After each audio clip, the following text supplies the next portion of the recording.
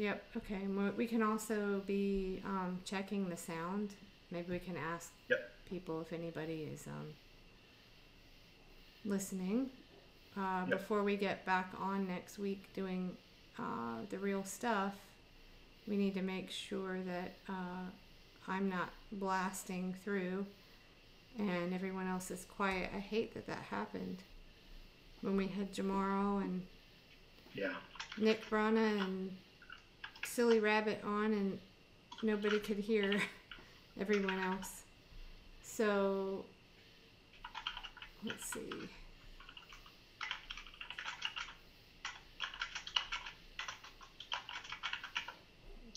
Just tweeting it out now.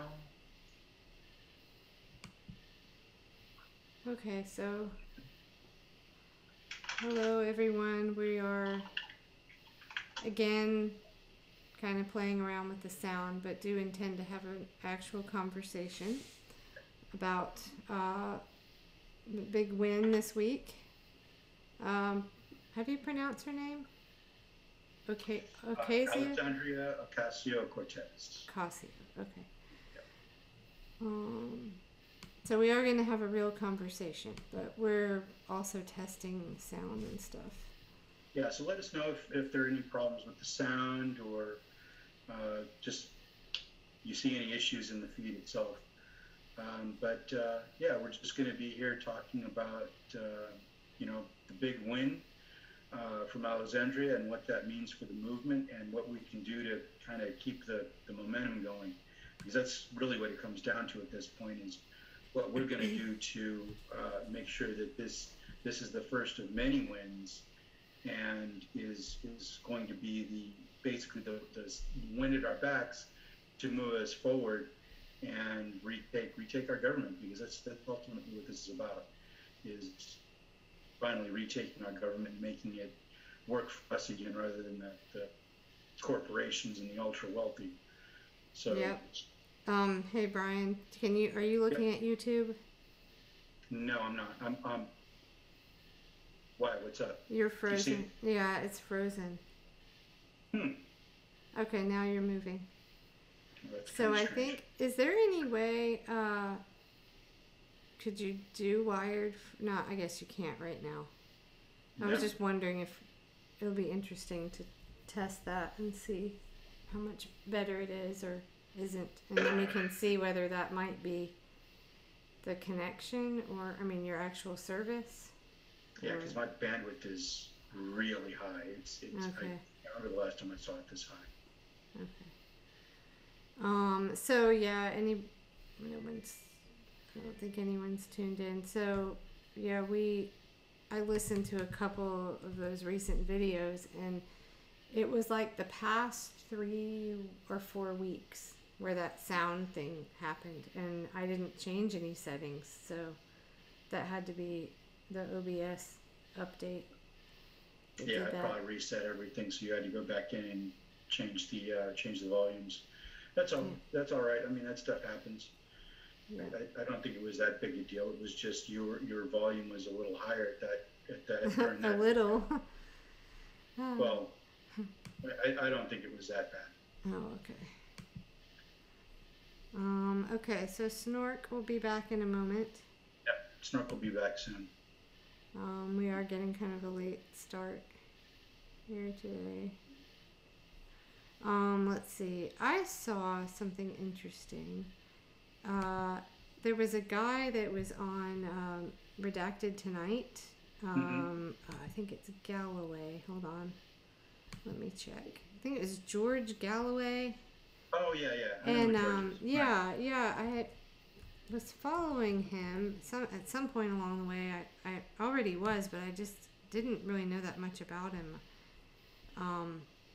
But anyway, he was on Redacted Tonight. That was very interesting. I love what he had to say about Assange. I tweeted just a small clip of it. But he also, I think it was on his Twitter feed, a link to, there's something called Off Guardian. I hadn't heard of that one before. Haven't either. I don't know much about it. You know, I haven't sort of vetted it, but this guy seems pretty legit. I think he used to be in Parliament or something. He's anyway, so it's called Off Guardian, and the article that he had posted was about the Skripal case. Ooh, okay. Yeah. Interesting. And I honestly haven't followed this recently. You know, Craig Murray was tweeting about it, but I hadn't followed it recently. This is very interesting. D.S. Bailey leaves hospital. Mainstream media still spinning casualty figures. Let's see, let me just scan this. It was announced today that Detective Sergeant Nick Bailey, allegedly the third victim of the alleged nerve agent poisoning in Salisbury, UK, has been released from hospital. Bailey did not speak to the press, and no photographs or film of him leaving the premises and going home have yet emerged. That's odd. Yeah. Let's see, where's this? Let me scan this. Garton's in the chat. He says that he'll be on in a little while. He's just finishing some things up. Oh, okay. Very cool. I wonder if he's heard of this. Off Guardian. Anyway, well, I don't want to just sit here and read the whole thing, but it's interesting. Just it's more about the Skripal poisoning and that nerve agent that was used, and let's see, the national that was debunked. Okay. The claim of nearly 40 needing treatment that were made by Neil Basu, the national head of counterterrorism, and repeated in the Times and other outlets were subsequently debunked by a senior physician at Salisbury Hospital, who in a letter to the Times said unambiguously that only 3 people, presumably the 2 Skripals and Bailey, had ever needed treatment. I don't know, there's just a lot of really weird stuff with this story. And I don't know, this is an interesting, obviously, play on The Guardian, which I think used to be more something I trusted, and now it seems kind of hit or miss. Yeah. Especially with its, coverage of Assange and WikiLeaks, stuff like that. Well, the same goes for The Intercept. The Intercept used to be a really good, source for news. And I mean, look at what they did with Reality Winner. I mean, they have to hold some accountability for that. I mean, that is just ridiculous. Right. Exactly. Definitely.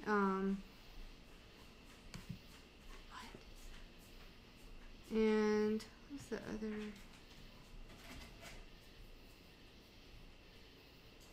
Yeah, I'm combing through lots of C-SPAN videos. Right.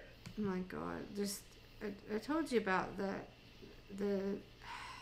I can't remember his name, Democratic senator guy that said something to FBI Director Christopher Wray about that the tech companies, like the cybersecurity companies, hadn't received all the information from them yet about the election.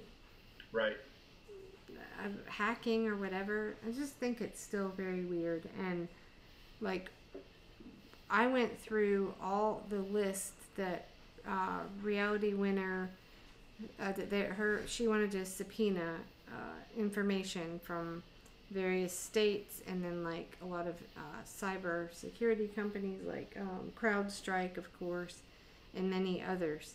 So I went through that list, kind of just trying to find out more about them and to see, like, okay, so does our intelligence agent, does the NSA, do they have like contracts with these companies? And I guess that just has to remain secret. We can't know about that. That's a little odd. It's very odd. Very, very suspicious. Mm-hmm. So anyway, there's a lot more I have to dig into on that, and just kind of starting. It's not easy to find. I did kind of learn. It was from Joanne Leon, because she was had tweeted something that she was watching on C-SPAN. Sort of got me over there, and I thought, well, yeah, why not just go right to the source and sit here and watch these hearings and get the real information, because by the time it goes through the media, it's spun in some other way, and you don't hear what's really happening, like the stuff about the scanning. Mm-hmm. I mean, that guy Krebs very clearly stated that scanning was just this routine stuff and not a big deal. Right. So the way that was spun in the media is really suspicious to me. Yeah, because the scanning happens all the time. There's nothing nefarious about it. Right. Hi, Eolas. How's it going? Good to see you, man. Not bad. Sorry, I just noticed that you guys had sent the message to me. Oh, no problem. Yeah, we're being lazy. Snork was here, and then he's leaving, or he left, and he's coming back, and was on video, but not right now. So we're just we were also messing around with the sound settings and stuff, and so we're having real discussion if you have stuff to talk about, but we're also just kind of monkeying around with stuff to make sure we're set up for next week. Yep. Well, I mean, I don't know what else there's, what there, on my end there could be to discuss. Aside, I do actually have something nice to discuss. Cool. This week in Oklahoma, the petition to get the teachers raised was brought to the Supreme Court, Okay. to the state Supreme Court, and it was promptly dismissed from the Supreme Court. So apparently the Oklahoma Supreme Court thought that Tom Coburn's petition to try and raise an audit against the teacher pay raise was a completely stupid idea. So they basically tossed it out. So they have until July to figure out how they want to reward their petition. Got it. But that also means that our pay raise should at least be safe for the moment for going into next year. Well, that's good. Also in good news, medical marijuana is now going to be a thing. Oh, cool. Good. Good news. Yeah, it passed. Medical marijuana has passed in Oklahoma. Wow. Finally, after so many years, we finally got it. That's awesome. And my dad is about building a greenhouse now in order to grow it. It's funny. Now the thing is now it's legal to grow cannabis in Oklahoma. You can, but if you want to buy it, you have to. The thing is that you have to have a medical license in order to have it. Right. But it doesn't say anything about growth. But you're allowed to grow. So you can see where this was all going. And I was joking with my father earlier today that because one of my brother's friends, their family is kind of known for, the oldest brother in particular is known for dealing up weed for those who are interested in the local area. And so we were kind of joking that, you know what, you need to partner up with Philip, get in on this weed business before he leaves you behind. So that's a good thing that's happened. Unfortunately, it's not all been good news. Connie Johnson's run for the governorship kind of fell flat. And instead, we discussing whose greatest claim to fame was being Oklahoma's Attorney General for 16 odd years, which I don't know what that says other than, well, if you were hoping for a break from establishment politics, Yeah. Well, my advice to being somebody who this guy had the balls to come out during the teacher's walkout and claim he was going to stand with us, which, I mean, okay, good for you for actually being there and not just, but at the same time, it's also kind of one of the things that I just kind of took a deep breath going, we are in for the our teachers, we are in for the shit for a few more years. Yeah, I mean, that's kind of the thing with all these races, we just have to kind of, I think, focus on how well a lot of these candidates did do. I mean, in a lot of places, in a lot of ways, this is going to be a long battle. Like, it's not going to be overnight, So, just... But I do think that, I do think the fact that Connie Johnson lost by 20 points in Oklahoma is somewhat indicative, because the thing is that Bernie, for what it was worth, he won Oklahoma, maybe not by the widest of margins. Right. He won it, and he won it through sheer grit and effort on the part of. I don't want to toot my own horn. Because I was only able to play a small contribution compared to a lot of the other volunteers. But I know the volunteers for that campaign in Oklahoma had worked their asses off, traveling across the state in order to turn out the vote for him. And to see that his coalition couldn't even get past the 20% mark, close a 20 percentage point difference. That I think that says a lot about how much at least the Bernie coalition in Oklahoma had fragmented after the whole DNC convention. Right. Yes, absolutely. And I think it's going to be hard to get some people interested again. I mean, a lot of people's hopes were dashed and a lot of people checked out, I think. So it's going to take a bit to ramp that back up, I think. I think this is my take on what just happened here on Tuesday, and that is this. I think that the DNC overplayed their hand here in California. I think they spent a lot of their political capital, pretty much everything they had left, to make sure that their establishment candidates here maintain their seats. And I think I think they ran out of steam.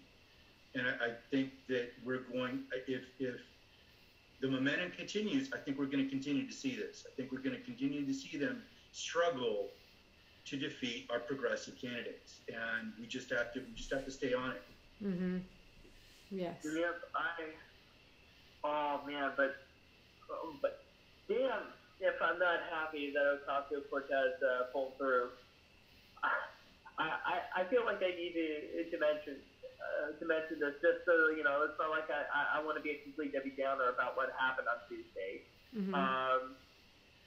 Because God damn, that feels good. We took out the fourth largest Democrat in the Congress. Yes, it does. And the designated successor for Pelosi. Fucking Pelosi. Yes. I'm so fucking happy. And Pelosi's probably just sitting there going, what happened? What happened? That's why she had to go on TV and declare that the Democratic Party we're not moving towards socialism, people. That's not happening. Uh-huh. Yeah, because let's be honest for a second. She's not saying this for her base. No.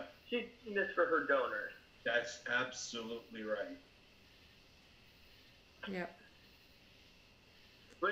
But what were you saying? You don't want to be a downer, but what? I mean, I don't want to be a downer about this because it's not like because to be fair, Ocasio-Cortez's victory isn't was a certain highlight, but the general trend from Tuesday night was far more pessimistic than I think has been given largely been given credit. Levi Tillerman ended up losing his race in Colorado, and this is despite the fact that his opponent had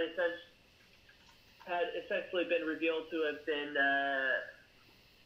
essentially stacking the deck in his own favor by getting and collecting the endorsements of the institutional endorsement of the Democratic Party in advance of the whole primary. Like, this is what astonishes me about the whole situation, is that somehow how Levi Tillerman managed to lose against somebody he was actually able to prove was cheating. Right. Yep, I don't know. I don't know. But, I think it's just... Like, this is why I hate... can I just say for a second, this is why I don't want to get involved in party politics, because this is the kind of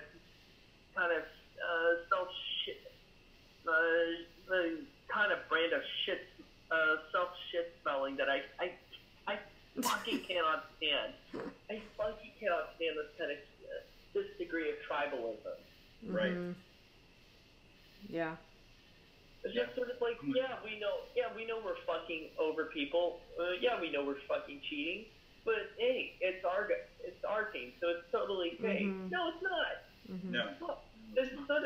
It's why I get fucking bothered with certain left-wing politicians, certain people who like to claim that they're on the left. It's just sort of like, no, it's totally okay for me to violate my own ethics because I say so. Because it's me. It's like, no, but the whole point of having ethics is that you set a rule, you follow it, and then you expect other people to follow it because this is the way things should be.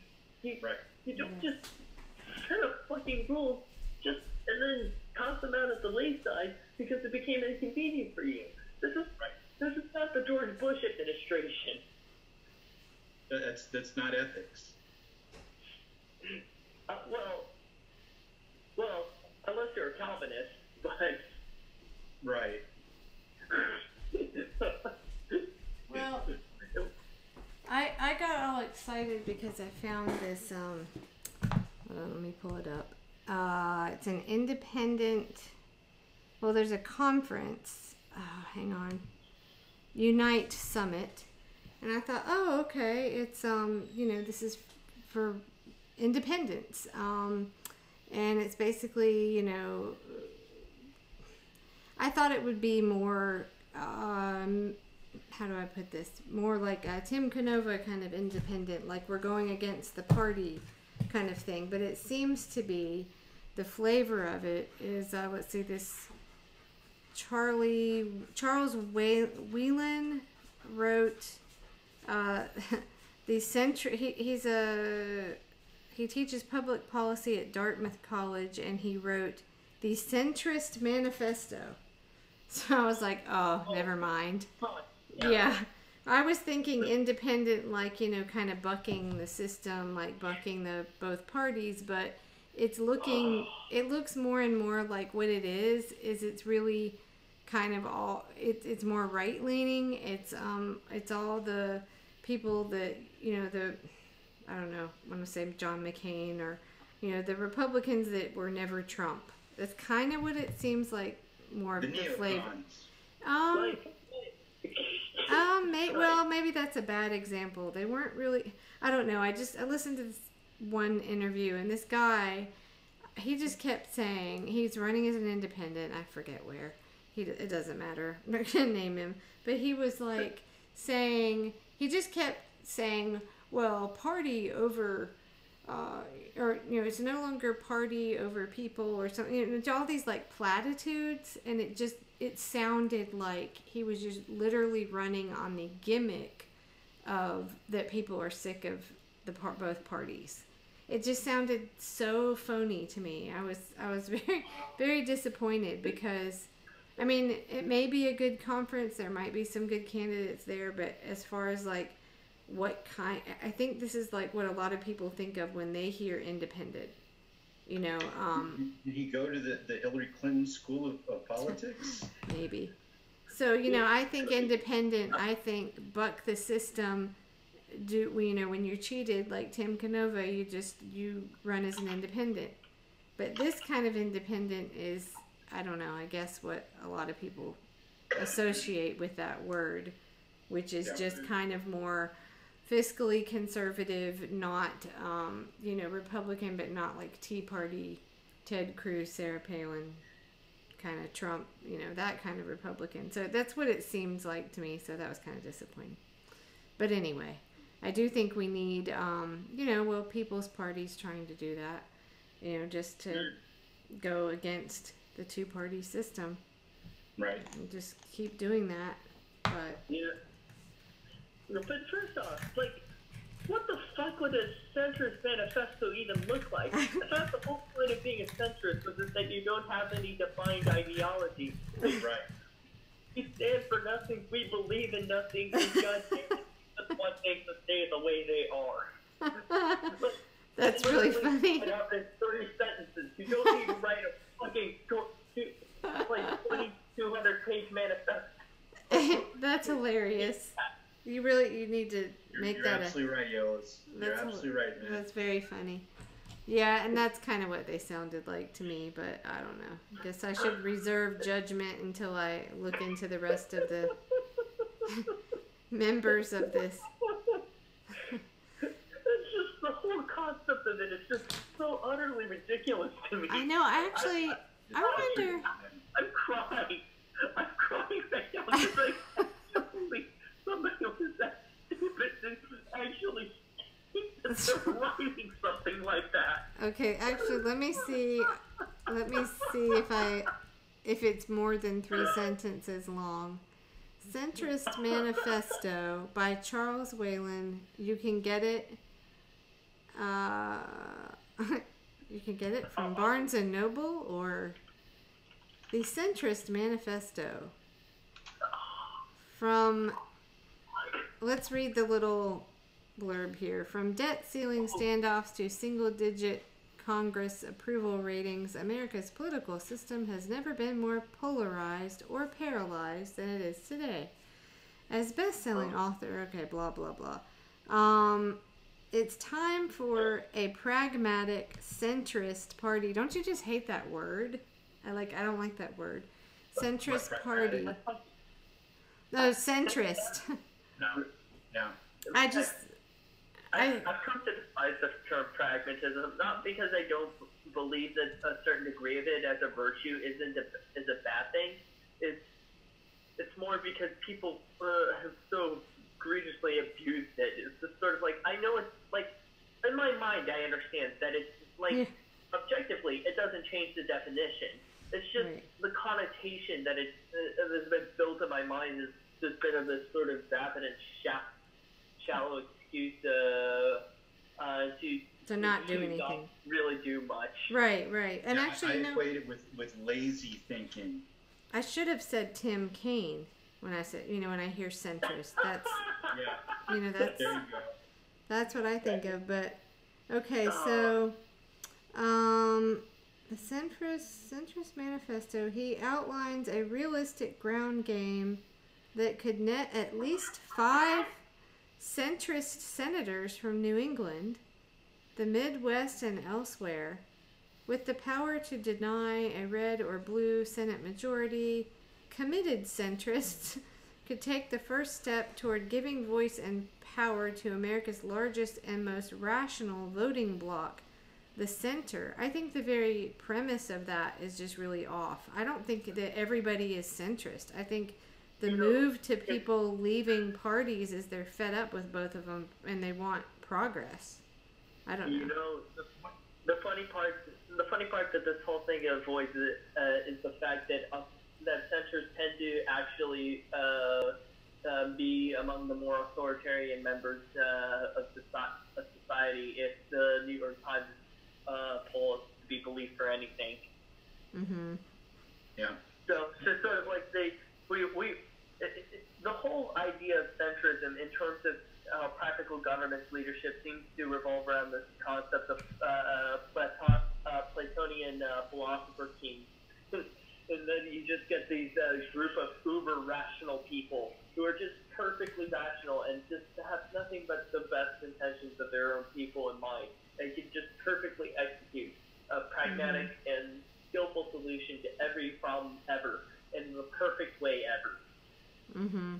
The way I see it is this: these are status quo warriors.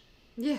Right. Right. You know, the thing is that they're putting us in a position that they're essentially waiting for Marcus Aurelius to resurrect himself from the grave so that we can clone him and just let him rule us for the rest of eternity. Which, in full way, of all the leaders you could probably clone, Marcus Aurelius is not a bad person to be like the permanent leader of Earth, but... Does anybody know the publication... Oh, sorry, Ayla. Anybody know the publication The Week? Sorry. The Week? I have not heard of that. The Week. I don't know. I was just wondering what... It's a little write-up about the Centrist Manifesto. And I just had to... This made me laugh because it says... We can all sense it, the hollowing out of the center, the ever-increasing polarization of our public life. Republicans shift further right. Get this, get ready for a good laugh. While Democrats move further left. That's where they don't even know what they're talking about. Yeah. Maybe the base, but like... Yeah. Maybe the base. The base does, but the politicians, they're in lockstep with the Republicans. Right. That's what, so it seems like their whole premise is just, I don't know. Maybe the problem is that they're arguing from two different, they're arguing a proposition from a faulty conclusion. Right. Okay, let's break this down into components. Let's do a little bit of philosophizing. Let's do that. Okay, so A. Let's start from cause A and B. A. Republicans and in general the voting base of the right wing has drifted further and further to the right over the course of the past 30 some odd years.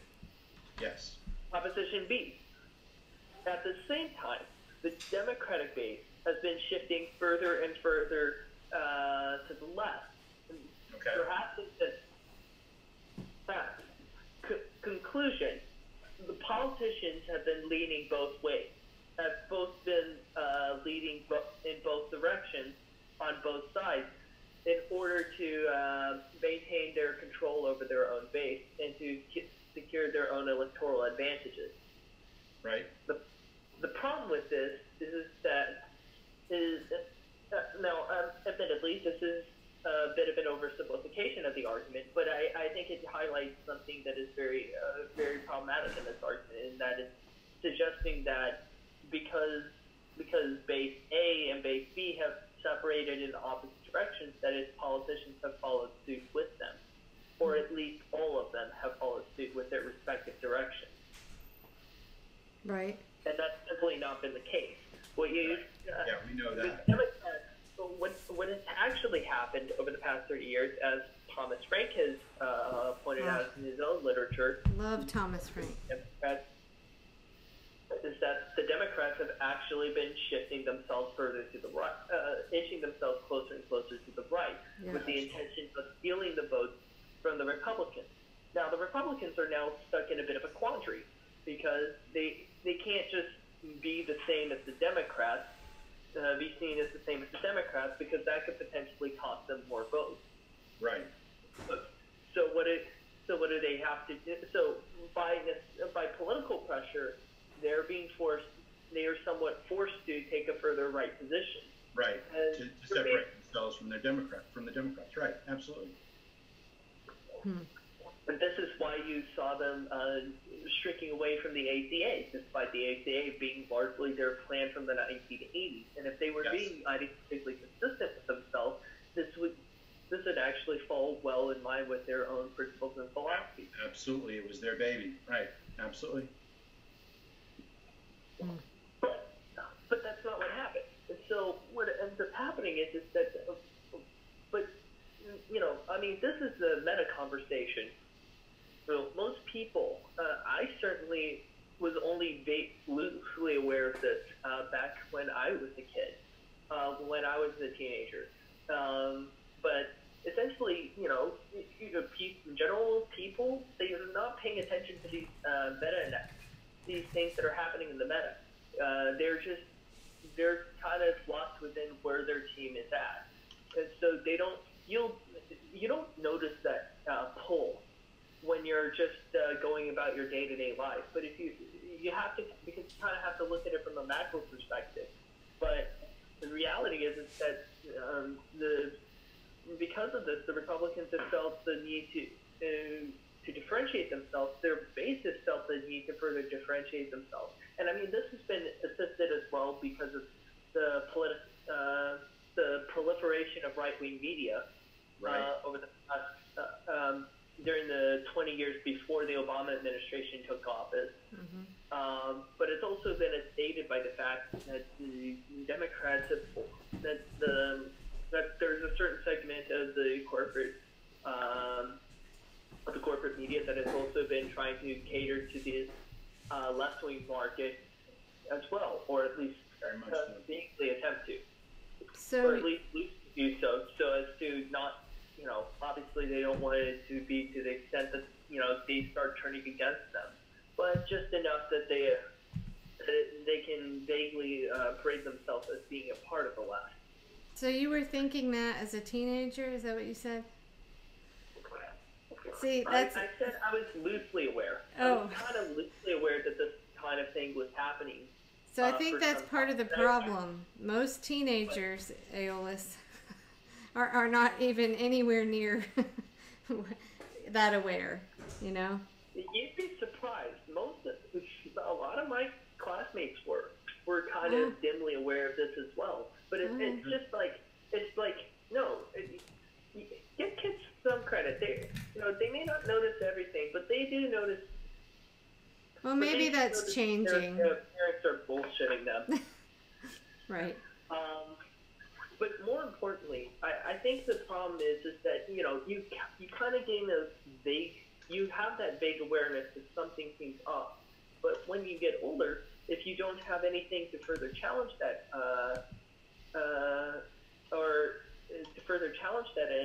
perspective, then you just sort of settle back in. Because, it's just sort of like, that was a weird hiccup in my... Hey, Garden. Wait. You can just sort of fall off and move on. And that's how I ended up going through most of the Obama presidency. And it's only, like at the very end of it all that I was like, wow, this was really fun. This entire presidency was really fucked up. Yeah. Where's your camera you had last time? Or is that the same? That spyware Latin thing. Yeah. Yeah, that. What it did was, it would cause these pop-ups on YouTube. Uh-huh. And it buried it way down in there. Like, I cleared out my cookies, I use anti-spyware, I rearranged my extensions and my ad block, and it still wouldn't get rid of it. Oh, jeez. So I ended up having to do a system restore, but it was that damn, what was it? Something Cam 7. Don't ever use it. Good to know. Spyware Cam 7. Just the amount of ads, it would literally put a block ad over almost the entire screen of a YouTube video. Wow. And it would make you refresh it 2 or 3 times to get it out of the way. Wow, that's nuts. And it would load up the sidebar, the suggestions bar on the right. It would load that up with ads. Wow. Huh. So what are you noticing in the news or whatever? What's on your mind, Gordon? I'm just kind of working right now. What are you guys? I wasn't really even paying attention to the. Well, we were meandering. I was talking about this conference that I found, and I was all excited at first. It's like the independence, for political independence conference, but it's really kind of like the guy that sort of started it all wrote something called the Centrist Manifesto. So, yeah, I was thinking independent, like, buck the system, buck the parties, not, middle of the road Tim Kaine kind of thing. No, but it was this guy's a status quo warrior. It was a painful... So what were some of the points in the manifesto, do you remember? I didn't even... I've been reading about it. Look at it. No, I just read about it. I read a couple of, summaries about it, and basically that it's just kind of, it's the Republican, the fiscally conservative Republicans that didn't want Trump, basically, is what it seems like. It's what I think most people think of when you say independent, that's this kind of right-leaning, what's his name? The guy that just, he was on the McCain campaign, Schmidt, is that his name? Steve Schmidt, that he's now joined the resistance, but I kind of think of people like him. You know what? I actually yes, caught that fucker. I actually caught that fucker trying to make the centrism argument on MSNBC in the wake of Cortez's victory. Oh yeah, exactly. I saw a tweet about it. I didn't. Fucking love it when you idiots show your fucking true colors. Yes, exactly. So basically the gist of it just looking at this conference and I listened to like one candidate interview, and it was just awful. It was like a bunch of platitudes about how people are tired of the gridlock, and it was just nothing. It was just empty. So, yeah, disappointing. The resistance is a bipartisan effort. Oh, right. Yes. Right. Yeah, so Steve Schmidt has I guess he's a Democrat now, and I just saw it said he joined the resistance. Welcome to the resistance, Steve Schmidt.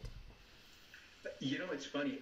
There's a guy at work who showed me a meme of it was a bunch of people with resistance banners, and who's standing off to the side with one himself? Trump. This fucking Trump nonsense has to stop. I just tune it out. Like, I don't pay any attention to any of it. No. Trump's a scumbag. We know that. He's continuing policies that have been in place for decades. Exactly. They're more extreme simply because of, that's the evolution of these policies. Right. Mm-hmm. With every president, they get more extreme. And with every GOP president, they can move a little bit farther along. But the difference is negligible. Right. And so Obama was able to do things that the Republicans could not have gotten away with. Well, that's an excellent point. And Bill Clinton, as Thomas Frank points out, was able to do that. Yeah, I'll be right back. These douchebags got away with shit that the Republicans couldn't have simply because we gave them a pass. And so did our goddamn media. They gave them a pass, and we just ignored it. That's how they're able to get away with shit that the Republicans couldn't have. Yeah, completely agreed. Completely agreed. Yeah, I mean, the Republicans will, they're simply more blatant, and exactly.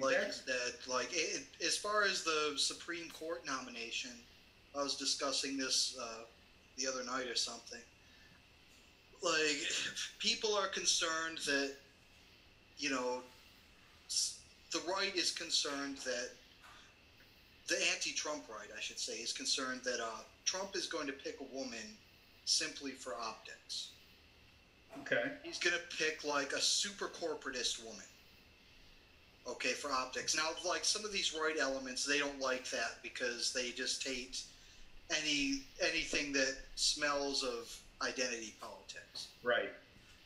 But it's a viable strategy because here again, we have a way to divide the left.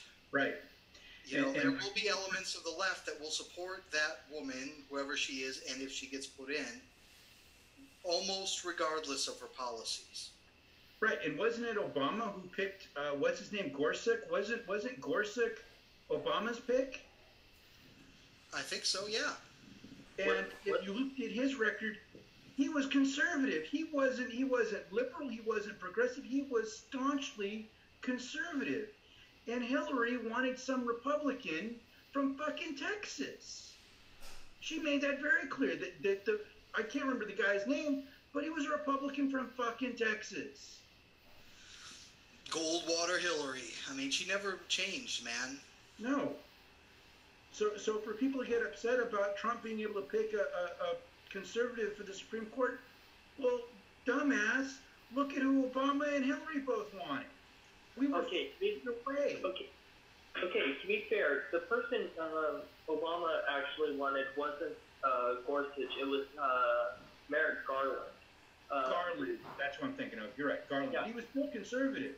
Yeah, he was still Conservative. Yeah, he was still conservative. Granted, a more moderate conservative than Gorsuch, but that's really not saying much. At the process, but in the grand scheme of things, it's not really saying much. Like the whole problem with Obama is just that you constantly are stuck in a position where okay, yeah, why would I settle for just having half the cake when I could just take the whole damn cake? And this is the fundamental. I feel like it's the fundamental problem that Obama kept ramming himself into every single time. And this is under the assumption that he was acting in good faith to be a carrier for the left, which honestly at this point I no longer believe. I just say it this way. Obama portrayed himself as being a progressive when he ran. And that's what we all wanted. And then he turned on us and turned out to be just as slimy and just as disgusting as Bush, and then wants to leave us with a conservative SCOTUS vote. See, that's why, if you ask me, it's pointless to focus on these presidents so much. I mean, sure, call out when they do fucked up shit, but what we're talking about here is the policies, the ongoing policies, and the national conversation is in the totally wrong place. We're talking about Trump or Obama or Bush. Right. It doesn't fucking matter, man. Like, these people are there to carry out ongoing policies. They sign off on them.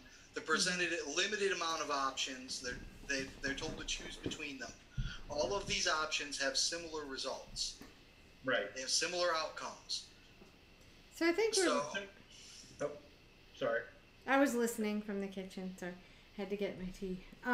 So I think we're going to really, I was saying earlier, have to watch for the faux-aggressive. So, with the Ocasio-Cortez win, there are going to be some establishment Dems that go, oh shit, this is actually, we've been trying to keep it down and ignore it, and wait, this is actually picking up momentum. So I think we got to worry about the faux-aggressives and them kind of trying to snow people by, we saw that a little bit with Kamala Harris, and you're trying to sell people on that, they're progressive, or what that bad word.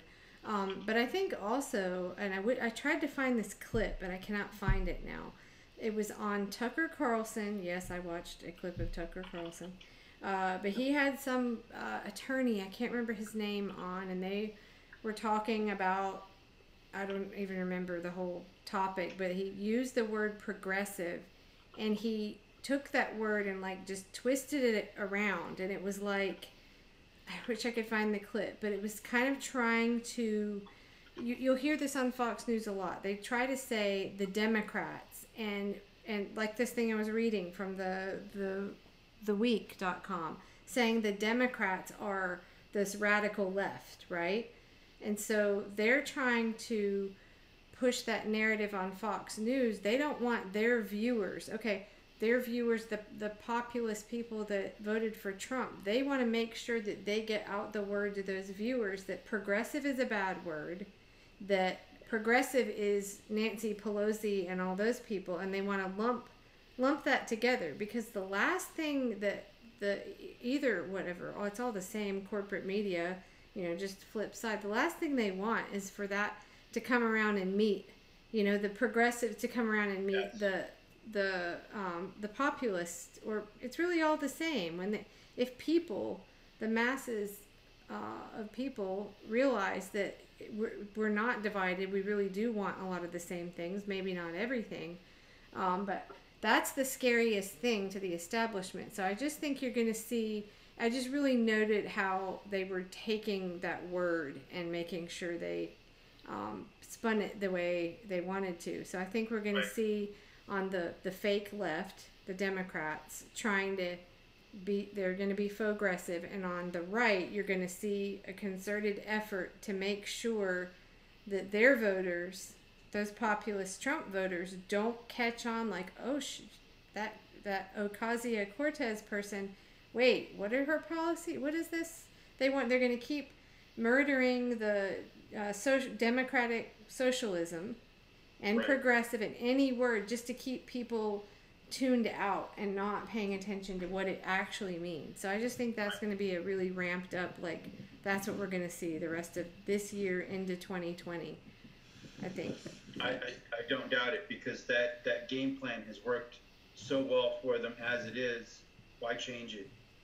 Yeah. I mean, they've been running that for years Yeah, now. I guess they have. I just think they're noting that changes, it's kind of picking up steam, and they're going to have to fight it.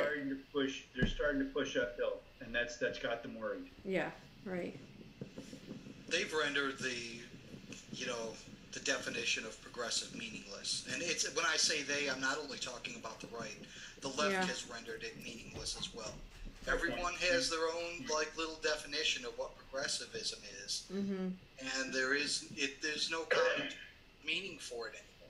I mean, there used to be. It used to stand for labor rights, and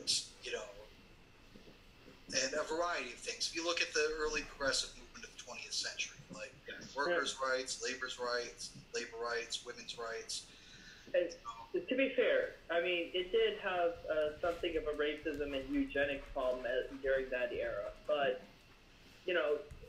I'd like to think that progressivism since that era has sort of eschewed some of that. I think it's eschewed all of it. I don't see many eugenicists wandering around the progressive community anymore. True, but you do get a fair amount of people who are kind of tone deaf to the history of these kinds of politics. Yeah, absolutely. Well, and then here again, we're running into the definitions, who defines progressivism? Like TYT, they have their own definition. Yeah.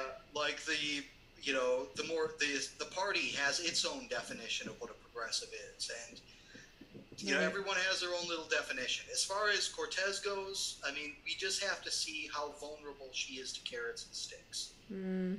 You have to understand that, once you sign up for that party, you sign all kinds of things.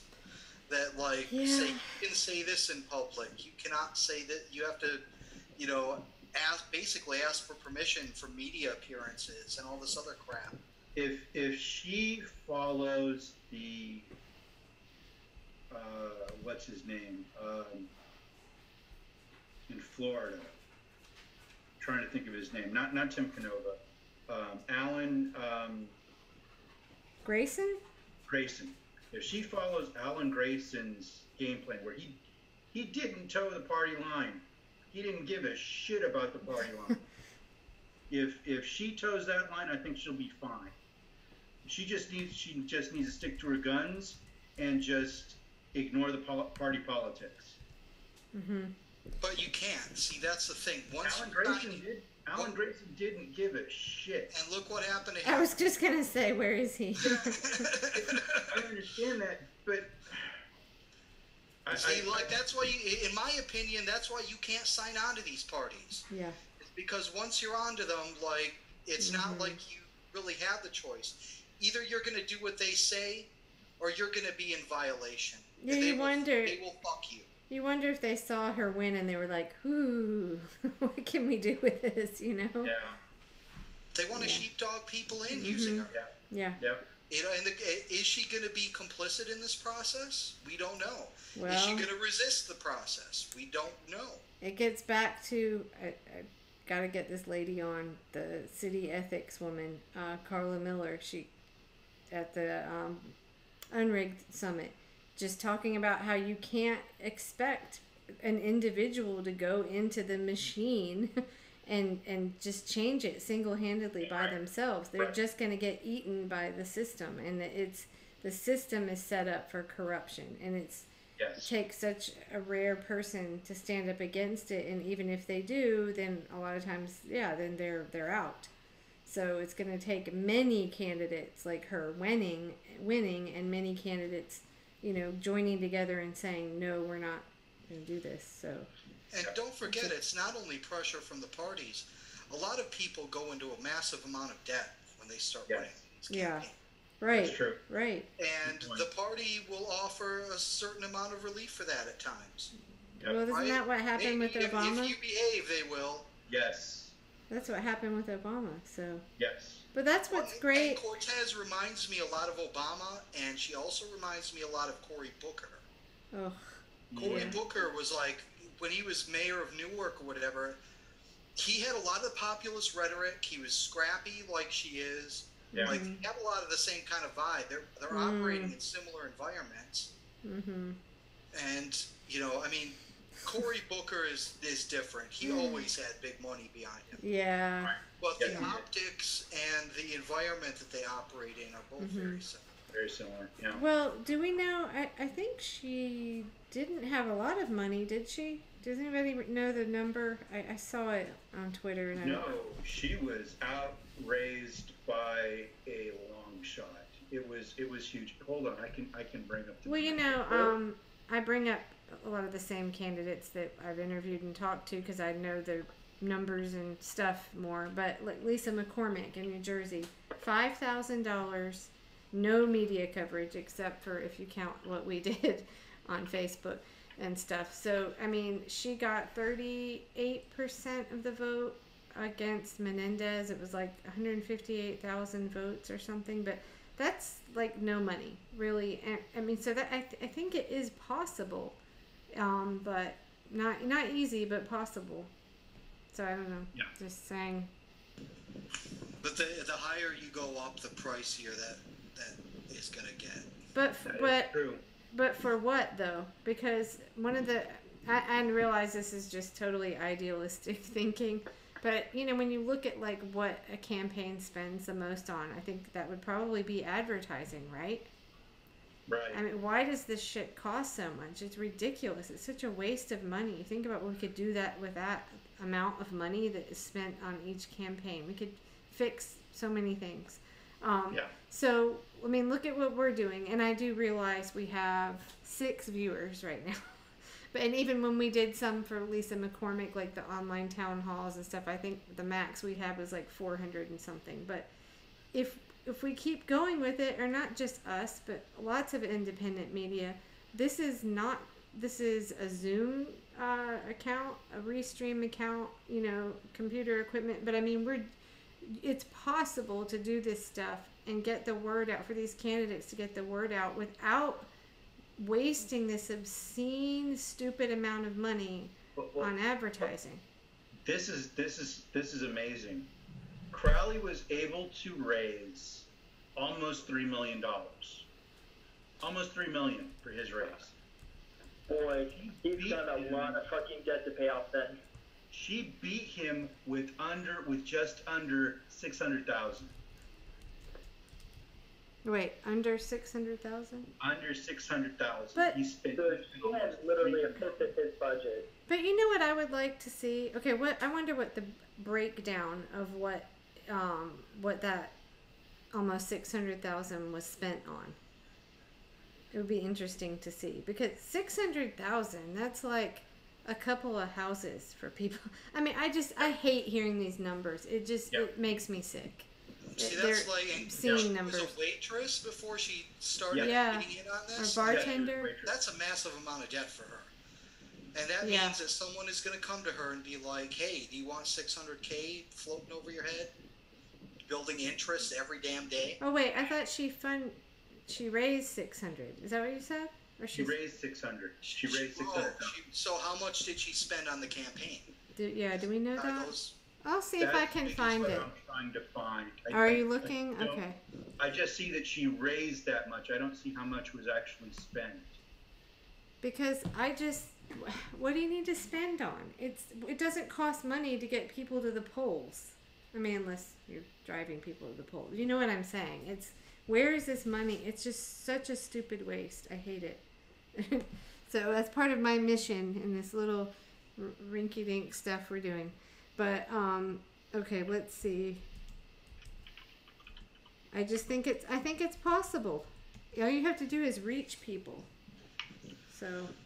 Well, I agree with Dave's point that people are getting way too excited over her.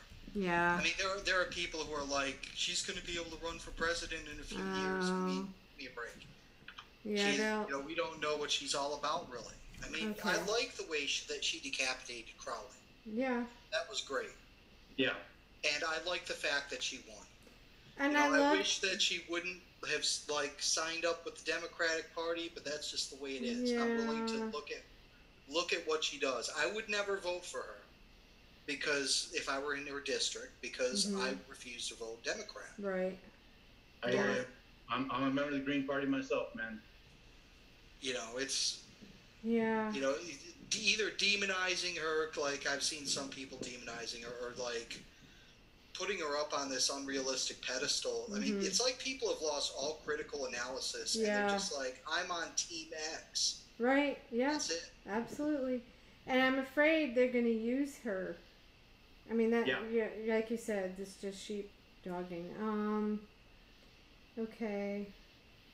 Yeah, I don't see. I saw her, she tweeted something, her shoes with a hole in the bottom of them because she was knocking on doors. I guess she did a lot of the work herself.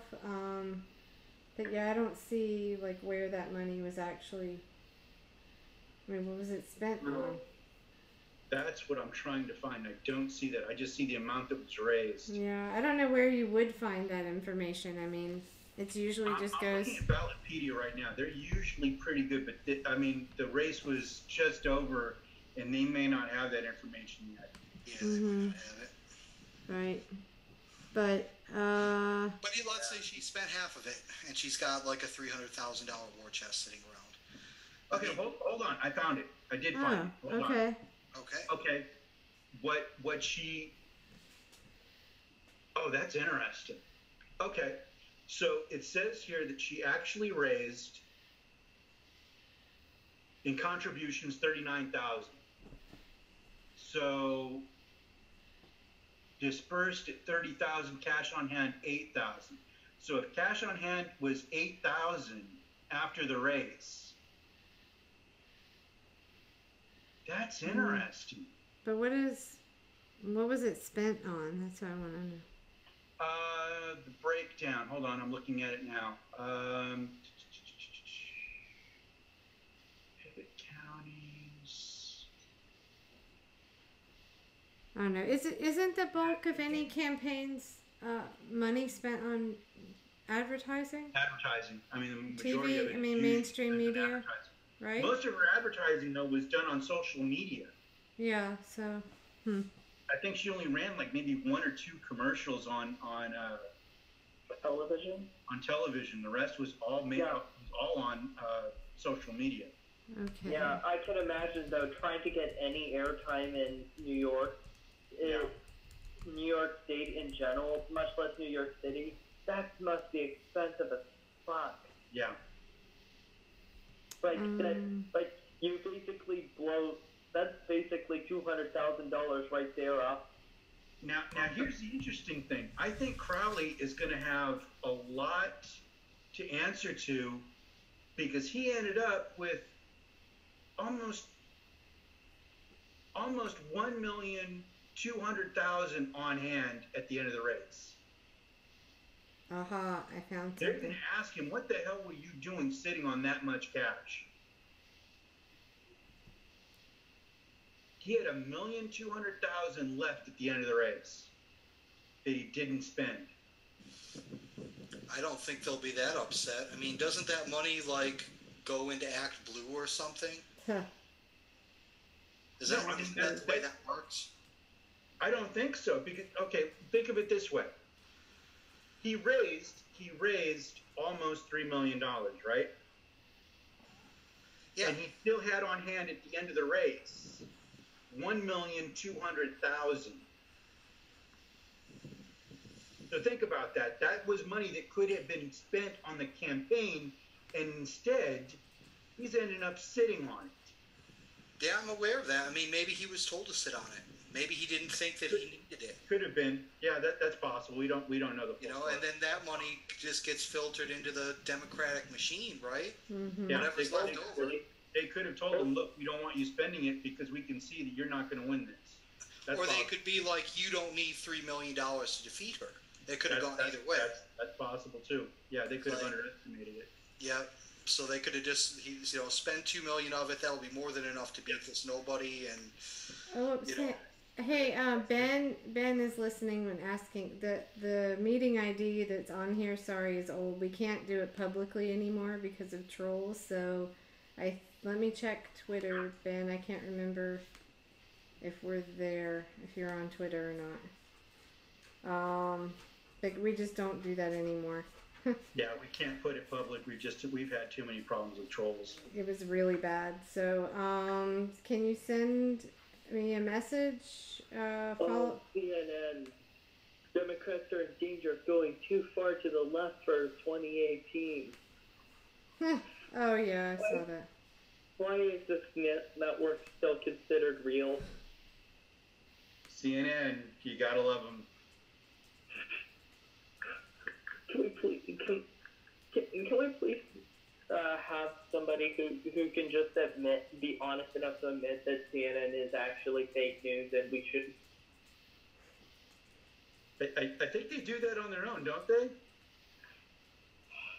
It sucks too because occasionally one or two of their journalists do have like this one moment where they poke their head out from the hills, right? And just a breathe for water. It's usually either Don Lemon or some and then, before they have to duck their head back down, it's like, oh yeah, right, sorry. Just bizarre. So, sorry, Ben, I just wanted to tell Ben to please message me or follow me, I guess, on Twitter, at Kelly's Words, and it's KELLEYSWORDS, and then I'll send you the link, but we have to do it privately, so go ahead. Yeah. Sorry, Snort. Back to the previous comment about where did the money go. They're required to spend a certain amount of money. If they get money from the national, they're required to spend 3/4 of it on advertisement, which is basically advertisement through their controlled outlets. And they advise them. And I actually, just like I said, at my local party here, I said, why did I get a laser cut to fit a picture, or no, this was a die cut to fit a picture. I remember you talking about that. Yeah. So I told them, why are you doing this? Why don't you go in person, or somebody from your campaign goes up to the door and says, hi, would you like to know more about it? People just throw away all these things anyway. There's no sense paying $1 or $2 for each page that gets handed out, and then going right back and asking me for a donation. It's like, why'd you waste that money? Right. You save more in not sending the $100 worth of ads you sent me in the last 6 weeks. So what I suggest is they put their information on a black laser printed 2 cents per page sheet. And on it have a QR code. You take a picture with your cell phone, you got your information. Yeah. And with this Ocasio, she certainly did it by using either print or television or radio. Mm-hmm. What she did do, though, if you remember the 2 debates that she had with Crowley, she demolished the guy. She absolutely destroyed him on public television. I think that had a lot to do with it. Oh, yeah. Well, you have to have a good client, but I'm saying they have to stop wasting this money. Yeah. The Democratic consultants a kickback through who they do their ad buys through. Right. The ads have proven to do nothing except for the ad that was shown on the internet. Oh, yeah. That got a lot of play everywhere. And then it actually made the news, so the news people were talking about her ad as being an attack ad. Well, it went in her favor, so she didn't have to pay for that getting on TV. Oh wow! And I thought that was brilliant. But nice. But if any consultant tells them to make anything other than a very inexpensive flyer on throwaway paper, they are being duped. And that's how Hillary spent her $1.2 billion.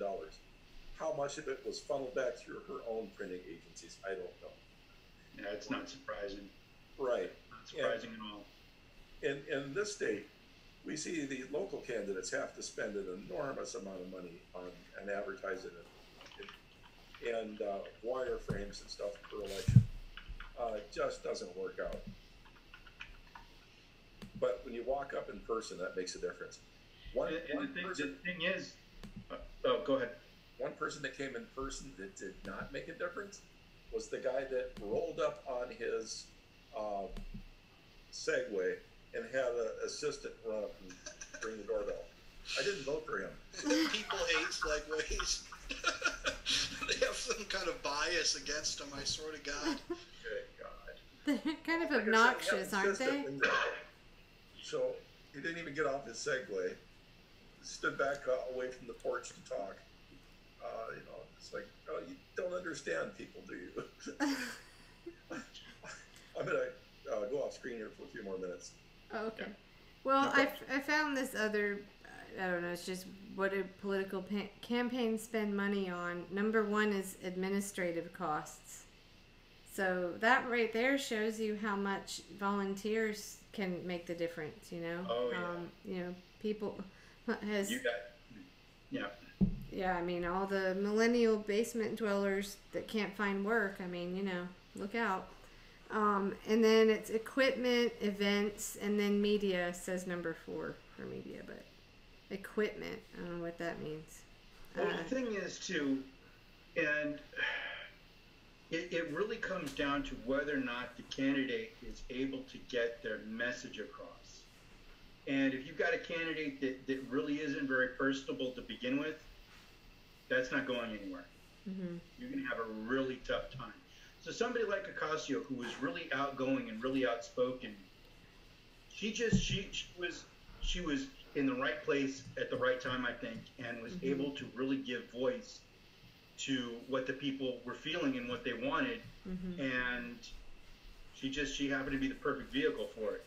But one problem with that, though, is kind of like what you were saying, Garden, about her reminding you of like Cory Booker or something, is that then does it become a kind of popularity contest of this candidate is nice and packaged, fits this, whatever is popular, fits this kind of mold, where, we want to see, it shouldn't be a popularity contest. It should be about the issues, but especially, but the thing is, we're unfortunately still dealing with the human psyche, and you've got to, and the only way to get past that, unfortunately, is by having somebody who mm-hmm. appeals to that. Unfortunately, we're still evolved monkeys. Well, people made such a big deal out of that. Bernie wasn't charismatic. I think he was in his own way, though. But I think he was ironic. He has ironic charisma. Yeah. It's not that the crumpled suits. Yes. Yeah. Yeah. The hair. He let's face it. Bernie does everything he needs for traditional charisma absolutely wrong. He doesn't have good hair. He doesn't have a good suit. He doesn't talk in any kind of formal diction whatsoever. He does have a parka. It's $600, man. He does have a good park. Hang him. The parka is the only good piece of clothing. That's the thing. Like, I'm pretty convinced that like everything else that he wears is basically what he had when he left college. Right. Yeah. A Sears suit or something. Yeah. Right. So yeah, that's difficult. I mean, even if you're not talking about mainstream media and you're talking about being on the internet like this, I mean, I think candidates do suffer if they don't have some kind of, I guess. Yeah. But the thing about Bernie is that he manages to do all these things wrong at the same time, and he's still out there, and you can't turn. You feel like you shouldn't be watching this, but you can't help but watch just a little bit because for some reason you can't help but wonder, like, man, how does this guy manage to get himself elected this many times dressed like this? So you just kind of sit through and listen. Well, what's funny? You begin to think, hey, you know what? This guy in a cheap suit is actually got a point. Well, he's genuine, and I think that's what really comes across. Is you don't get the BS that we're so used to from other candidates. I mean, he just comes off as a genuine person. This is just easier to do this way. This is my daughter, Abby, in Scotland, and look at her. I mean, he did appeal. Nice. He did appeal to the hipsters, okay? Oh, but yeah, of course he did. Because of maybe it was, that's a young Bernie right there, right? We all recognize that. So there was this kind of, I don't know, something about him. But, not traditionally charismatic, I guess. So you never know, but, he has inverse charisma. In that he acts in the most least charismatic way possible. And that in and of itself inverses to charisma. I will say, though, this is a guy who works at his damnedest to be the least charming motherfucker on the planet. Someone else did outdo Bernie. I'm fascinated by it. Yeah. There was one more candidate in that race that came across as more honest and had more of a style of his own, and that was Vernon Supreme. Oh. Yes. Very true, Snork.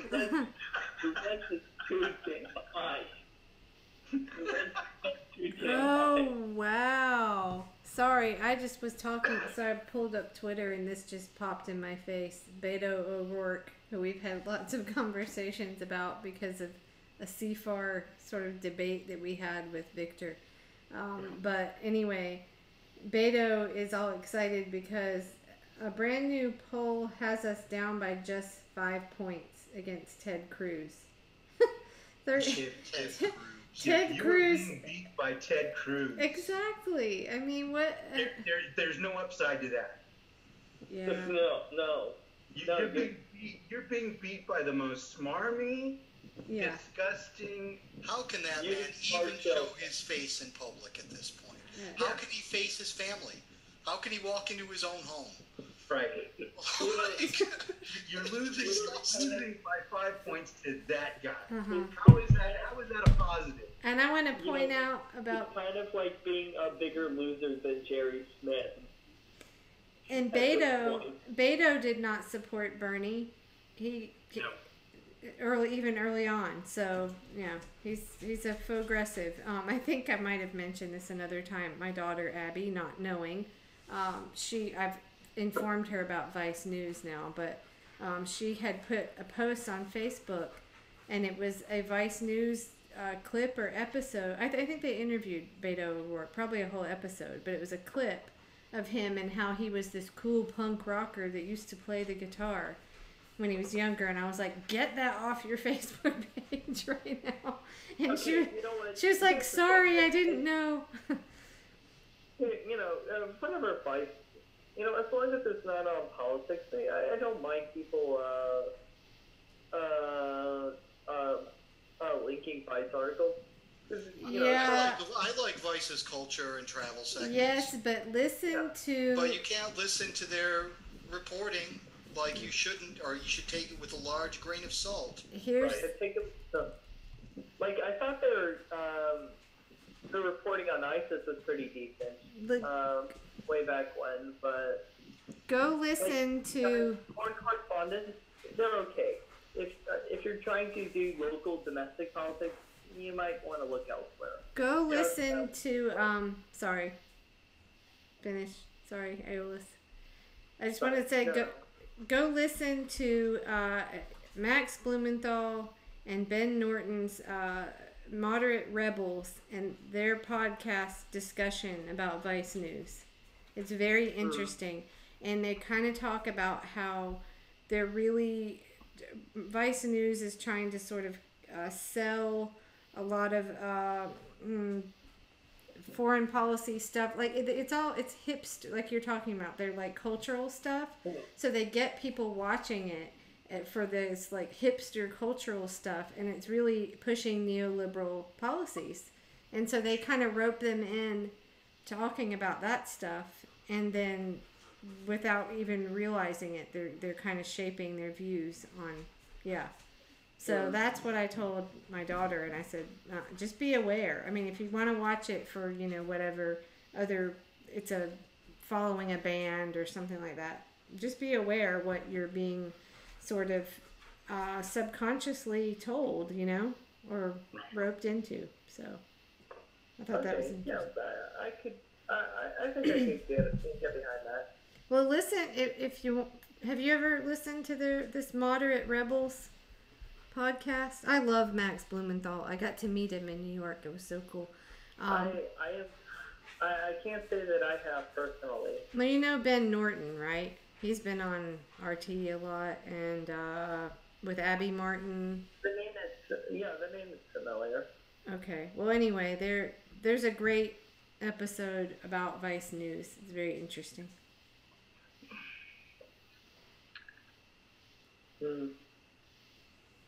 Well, They're just kind of talking about that, how, they sell the hipsterness and rope you in. I found out a couple days ago that Omar apparently wanted to do a show in Oklahoma because weed became legal. And so I wrote on Twitter, is it too late to split my foot? Yes. Just say get out. I wonder how has he been touring lately? I don't pay any attention to him anymore, but I wondered after the 2016 election how he really is doing. Like, obviously the show Real Time is still very popular with the MSNBC viewers, but I wondered how his, when he tours around the country, how his ticket sales have been. It'd be interesting to see, because when he goes to places, I hate to admit, but I've seen him live. Would never do that again. He would say on stage how much he loved going to these, other parts of the country. And I just wonder how much of his support may have sort of dropped in that way. I don't know. I can't see him selling tickets in many places out off the coast. Right. That's what I'm wondering. Like the Northeast in California. He might sell in Chicago or Houston or something, like some of the larger venues. But right. Yeah, that's what I'm thinking. Like, actually, my friend here who, honestly, she voted for Hillary. I think she regrets it now. Her husband, this is my Russian friend, her husband voted for Trump. Her parents voted for Trump. She just hasn't paid a whole lot of attention, but she's kind of cluing in more. She asked me a lot of stuff because she knows what I do. But she was like, she sent me an email like a week ago. Do you want to go see Bill Maher? And I was like, how do I not answer fuck no on this email, So I just basically, I said, as much as I love political comedy, he contradicts himself all the time and is kind of a prick. So anyway, I'm not going, but the funny part is that he gets run off of campuses all the time. In fact, I think he got ran off of Berkeley, or the student body tried to run him off because of some of the comments he had made regarding the situation in Israel. Mm-hmm. Among other things. Yeah. Other things.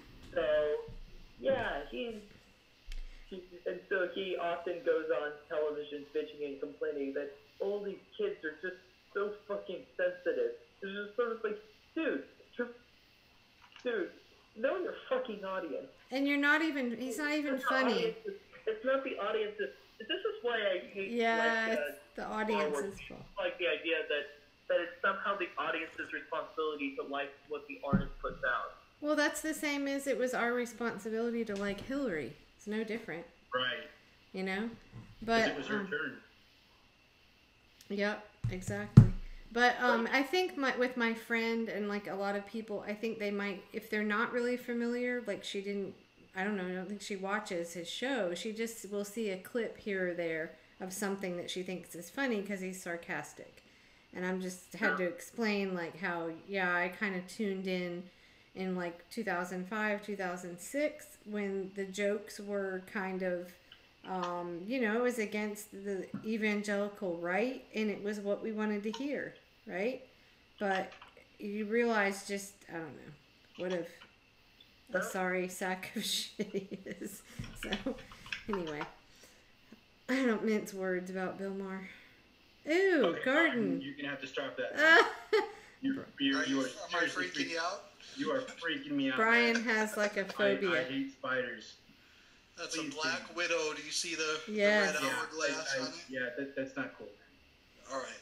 I had a friend in Georgia that actually wound up in the hospital because she rolled over. There was a black widow in her bed, and she rolled over and it bit her on the ass, and she wound up in the hospital. Oh, that's no good. Yeah.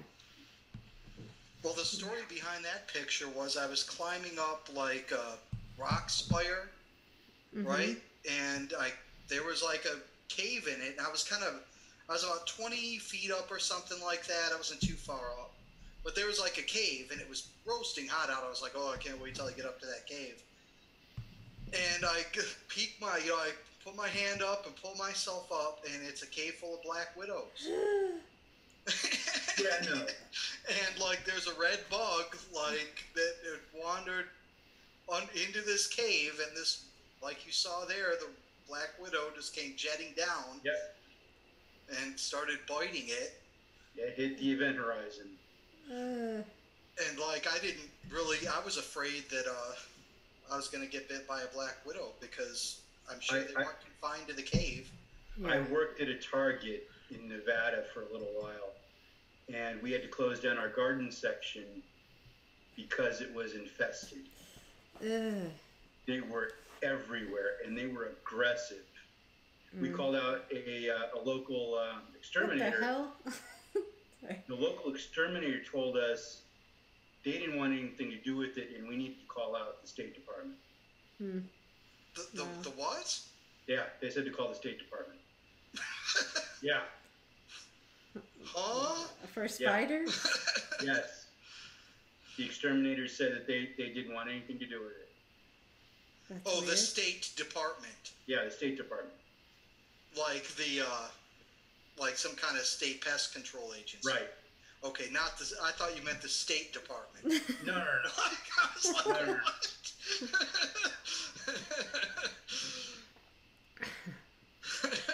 No. Another consolidation of services in our government. They wanted us to call in. There's a state pest control. They wanted us to call them out to take a look at it because the local company didn't want anything to do with it.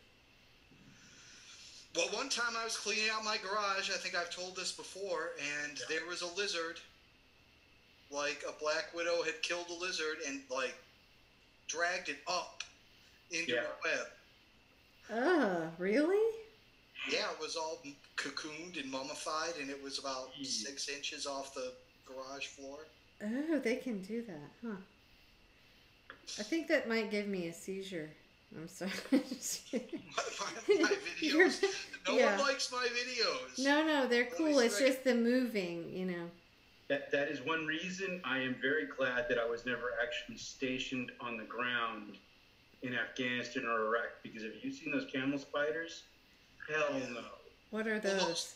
Well, those things aren't like dangerous though, are they? No, scary. but they're very scary, and they're also aggressive. They're not afraid of people. They will run at you. Their bite is not, it's not all that poisonous, but it will hurt.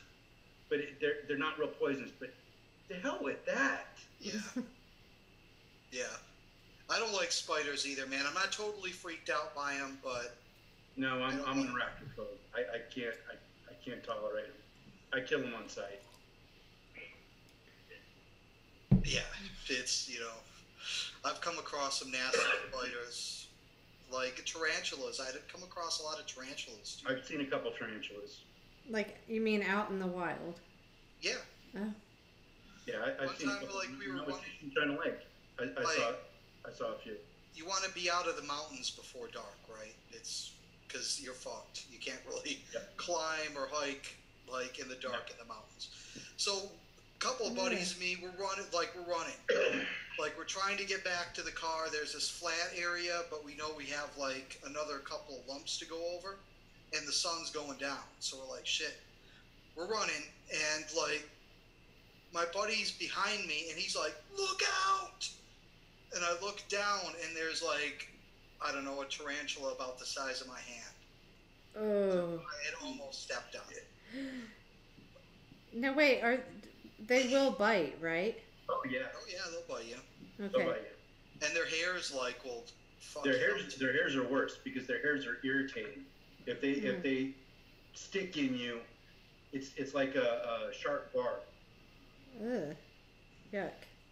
And they can shoot in 3 feet. Yep. So you lean down and look to see what's going on. They shoot you in the eye. Yep. Uh-huh. Yuck. Really? I was never aware that they could shoot out those hairs. Oh yes, they can. Yep. Crazy. Yeah. Yep. That's okay. I bent down and looked at them many times. Thank God that never happened. You're lucky. They have an instinct to shoot mammal eyes. Yep. Huh. Good. I think you're messing with us. No, that's true. To shoot for the eyes. Yep, you can look it up. It's absolutely true. And they're like extreme irritant. Yep. Huh. Well, I don't think you need to worry about tarantulas in northern Michigan. So. No, this is the safest place in the world for all that kind of stuff. Yeah, exactly. That's why I love the beaches up there. You don't have to worry about things in the water either, really. Do you? What's in the water? See the corn spider? A corn spider? No. They're about as big as a tarantula, not as deadly. Yuck. They don't shoot out things that irritate you. But it's just, to me, it's unsettling to see them in your path when you're trying to walk through corn, and thinking how many more of these are around you. Oh, crap. They're like 3 to 4 inches in diameter. Oh, I know those. Oh no, thank you. I'll pass on that. I've seen those before. I'm pretty sure we have those here in North Carolina. Oh yeah, definitely. I was building a house. Yeah. And there was a huge one. Oh yeah, no, I'm passing. Not happening. No. I spray painted him. He died immediately. You spray painted. Well, some of these spider breeds they are unafraid of humans, like a wolf spider. Yeah. It'll sit there and stare at you, and it'll like kind of come at you a bit. I mean, they're not that big. I mean, they're kind of big for a spider, but they're not gigantic. But they're freaky because of the way they behave. Well, there's a video on YouTube. I remember we played it years ago when I was in the Navy, of a bunch of guys. You just see them jumping around. They're in their dorm room, and I think it's in Iraq. And you're like, what the hell are these guys doing? Then one of them stops and points at the ground, and you just see this huge camel spider.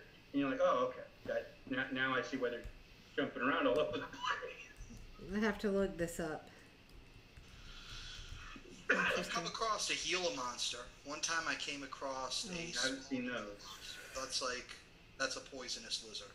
See, I have no problem with lizards or snakes. What? For odd reason, spiders are just no. I've come across poisonous snakes. Like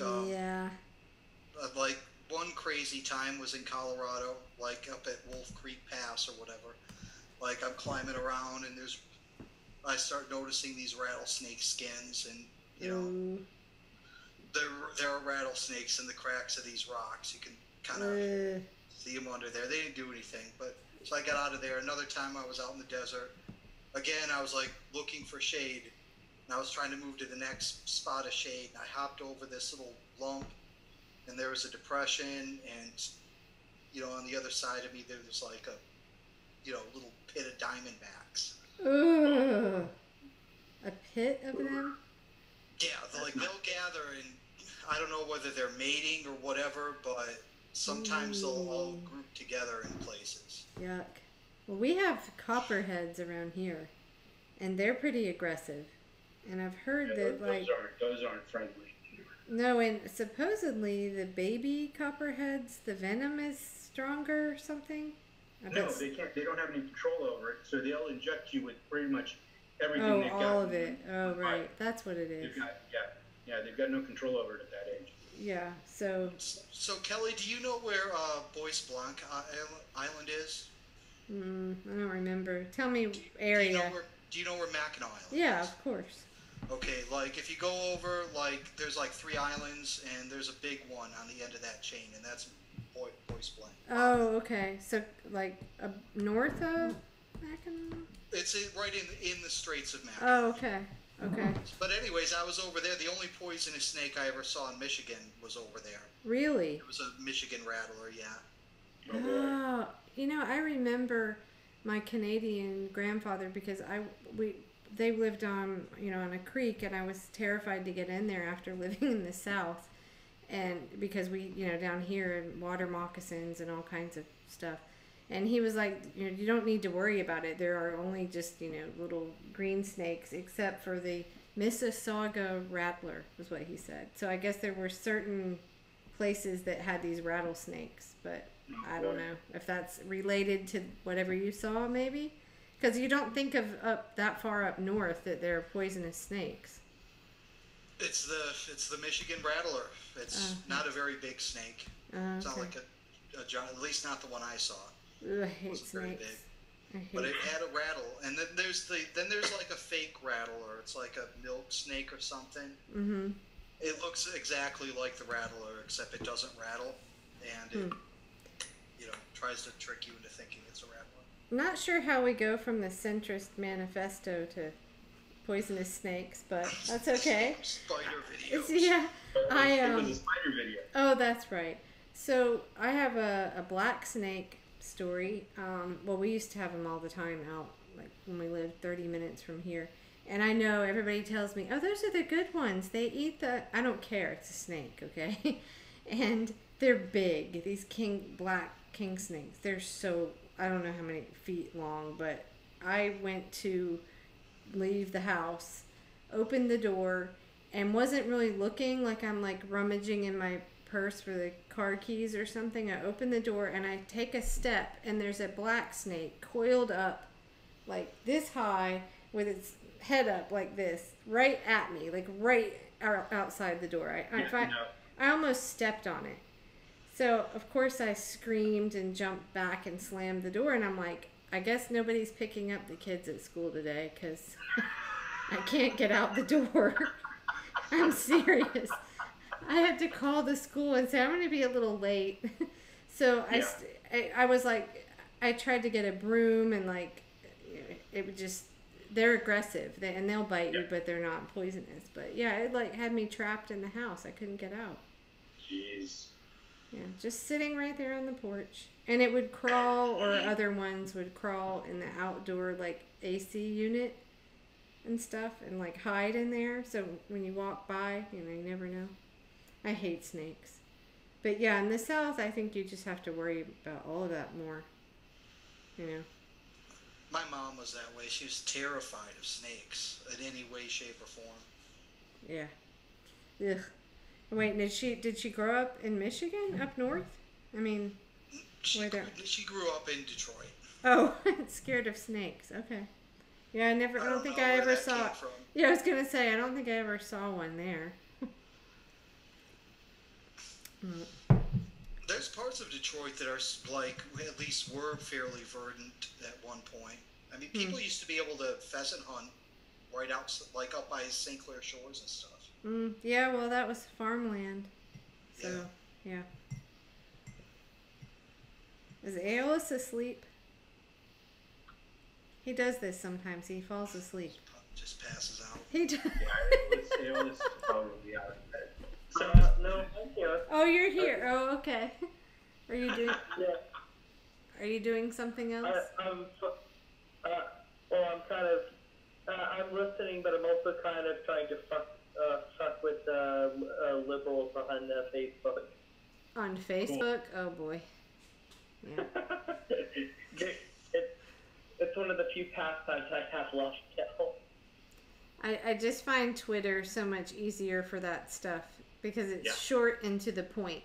Facebook just exponentially grows into this big clusterfuck, pardon my language, of people piling on. I mean, Twitter can do that, but it just doesn't seem to be, I don't know. It's just more to the point. I know they expanded. It used to be shorter, right? The number of characters you could type. I don't remember when that was, like a year ago. They changed that. Yep, so you can. Less. Yeah, you can say more now, which I guess is good, but anyway. Social media, it's just so toxic. When are public figures going to learn to stay off of social media? Oh, well. All public figures should stay off of social media. Just. I don't know. If they have any kind of intelligence. Yeah, I guess, but then again, I think it is a way for people to reach and actually connect with a senator or something, you know? But I agree with you, Garden. I heard you talking, I think that was on Yvonne's channel, about social media and just how toxic it is because of the whole... I agree. Just the nature of it, the way... Well, first of all, people are going to say stuff online that they wouldn't say on video, which is why, you know, and we haven't had any issues in our, you know, doing this in the chat. Oh, sorry, Ben. Did he try to get on here? No? Okay. I was just going to say, we haven't really had problems, you know, but that's something I don't really particularly like having is the chat on the side, because I feel like it's a way, like if you want to join in, even if you do what you're doing, Garden or AOS, and you're not on video, at least you come on and talk. But when you can sit there in the chat with some fake name just stirring up shit, I mean, that's what some people do. Not everybody, but some. So that's why I'm not a fan of that. I feel like I'd be really hypocritical if I said that you shouldn't be doing that. Do what now? I feel like I'd be really hypocritical if I said that you shouldn't be doing that. Oh, okay. Yeah. Whoops. Okay. Are you trolling? Are you trolling Craig or you again? No, but I do. I wish. I miss the days when if I wanted to get my jollies, I could just troll PragerU students. Those are the best. They are pretty damn funny. Prager University. What a fucking misnomer that is. I saw that. And the professor that... You guys need to watch Libertarian Socialist Rants, Anarchist commentaries about Prager University. They are fucking hysterical. Oh, I don't doubt it. What commercial is this, Mark? I saw the PragerU commercial where this... I didn't verify it or anything. The guy said he was astronomy professor at... was it Texas? Oh boy, that should be good. My thought was, how does he keep his job? You know, a professor doesn't usually go on and shill for another university. Right. It's not even a university, it's a fake. Right, but if it was. Well, he's not promoting an Earth-centric model of the solar system, Mark. Well, the thing is, even if it's imaginary, most schools would have something against him recruiting for other schools. Right. Yeah. So I can't imagine why he's still there. That he refutes the age of the universe. Yeah. Oh my God. The fact that the fact that his selling book was that he didn't win a Nobel Prize. Because You know, you 10 say years what you will, of research were so faulty that he didn't account for signals bouncing off dust. Do you remember his name? No, his name doesn't need to even be mentioned. So wait a minute. This is as bad as Don't give him a platform. Don't even give him a platform. yeah. If you're refuting the age of the universe, then how do you account for the redshift? No. This guy doesn't even account for the part of the as an astronomer. It's very hard not to realize that most of the light you see is more than 6,000 years old. It's not very hard. It's impossible. Well, there's nothing hard about it. It's absolutely impossible. Yeah. To me, the only thing that tops what that astronomer said was the mechanical engineer that did not know what trigonometry was, which all mechanical engineering is based on trigonometry. I missed that. What? You said he didn't understand. He doesn't know what trigonometry was. Is that what you said? Did not know what trigonometry was. At a factory I worked at, I required all my technicians to get an associate's degree, and in exchange for meeting that or accepting that requirement, I guaranteed them tutoring from myself and another person we had on staff was capable of tutoring. And so that meant tutoring every class that they had to take to get it. One of them was algebra and trigonometry. So we held a weekly class before they had the quiz, and we went over every topic and made sure they got an A.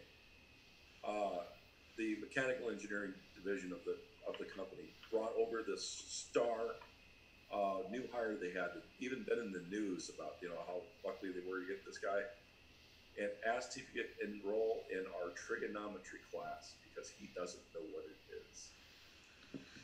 That's crazy. And it was something that their mechanical engineering department could do with him during the day while they made up the paperwork to fire him. Did he understand calculus at least? I don't know if he knew what that was, if he didn't know what trig was. But that's my point. How do you? Wow. As far as I know, this guy got through college just on his football scholarship and never attended a class at all. Holy shit. How could you not? Yeah, you mentioned this guy before. Yeah. Good Yep. God. That's the only guy that to me excels what this physics or astronomy professor stated. Holy shit. And the only academic that I think surpasses him is the guy that claimed he found cold fusion because he forgot to clean his glassware for the test. Great. Rubber stamp it and send it out to the public. That's my. But that guy even admitted that he spent 10 or 11 years of his life studying this phenomena of reflection that he said, I can't remember the exact claims he had, but everybody was astounded by how stupid he was, and he didn't get it. So he only did one iteration of this test. I mean, because if it was a matter of no, it couldn't be duplicated. I know exactly what Snorg is talking about. No, he said that he got it to happen. He got cold fusion to happen, but then he couldn't duplicate it. But could he duplicate? He didn't clean his glass. He didn't clean the glass. So on his second attempt, he should have whenever he did clean the fucking glass, he should have realized what was up. I mean, did he just? No, he was that stupid. Just greedy for attention, really. No, just some people are very good at memorizing answers that are necessary for tests, passing them all, but aren't really good at whole thought. And often some of these people are really smart at math or really good at, of course, they're don't really have a grasp of their own field. Wow. And but it happens. People don't realize they first think of how brilliant they are, and they're not thinking about what they don't know. And how do I control the biases for what, all sciences? How do I overcome my own frailties and biases? Well, that explains our Congress right there. It's some of that is in part to the hot boxing that happens to graduate students when they pursue a master's or a PhD. That Yeah. It's so competitive that like you just start getting it into your head that like I just have to speak in declarative sentences. I have to I have to be the one presenting the facts. It just leaves no room for doubt or questioning or anything like that. I'm phrasing it poorly, but I think you guys know what I'm getting at. No, I do, and that's one of the parts about science that I really dislike about science and the way it operates. At least as of right now, I really dislike it because it leads. On the one hand, yes, I do want people who are confident in their research, but at the same time, I do admit that it does seem to promote this sort of attitude, this intellectual elitism attitude that really starts to begin to overextend itself sometimes to the point where people begin to think that because they got PhDs in physics or chemistry, that they're somehow now qualified to speak on every subject of academia ever. Well, and you're competing for grants, and you're competing for internships, and you're doing all this other stuff, and all of that eventually builds into an attitude that, is sometimes counterproductive to innovation or just plain learning, Yep. Well, I got to pick what areas I wanted for my thesis, but my wife didn't really get any choice at all. It was like professor was working on an artificial plant, and he goes, you will study our rubisco, which is the chemical for doing a precursor to photosynthesis. Mm-hmm. And so she worked out how to synthesize our rubisco.